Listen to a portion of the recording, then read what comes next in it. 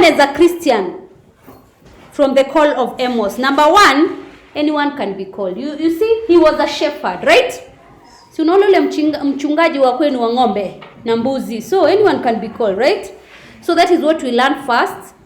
And then we also learn when you're called by God, you must obey, right? Obey God's call, or you accept it. You accept it and then you obey. You should also, as a Christian, we learn that we should always condemn evil. If you see evil, you condemn. Yes?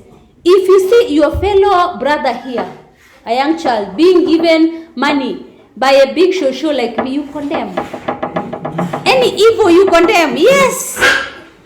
If you see that I'm going there to receive the Holy Sacrament, yes, the Holy Sacrament, and I'm doing evil, I'm drinking, you condemn. You say, Madam Munyoki, no, you should not do that. So you should condemn evils. As a Christian, you should also accept a challenge.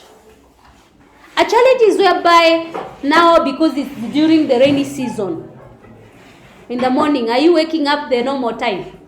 Or you feel like because it's raining, I should sleep a little. You should be able to accept any challenge.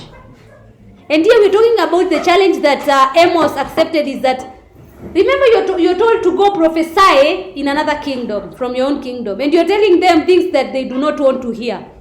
You know, you cannot accept that. But as a Christian, you should accept what? A challenge. Also, as Christians, we should serve the Lord without giving up. Always we should serve the Lord. And then we also learn that sinners will be punished. So therefore, as a Christian, you should repent. You should repent. And then you avoid hypocrisy. Being an hypocrite, this was a high priest.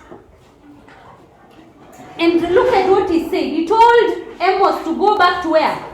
To his homeland, Judah. To go and prophesy in order to earn a what? To earn a living. So as Christians, we should not be hypocrites.